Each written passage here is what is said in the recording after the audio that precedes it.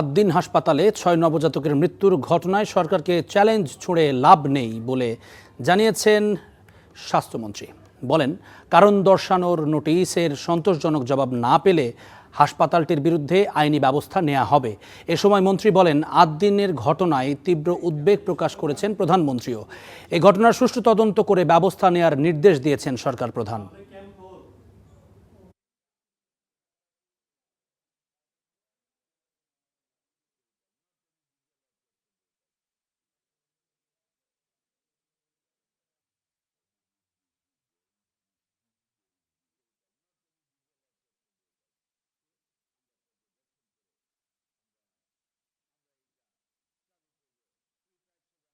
কেন তাদের লাইসেন্স বাতিল করা হবে না?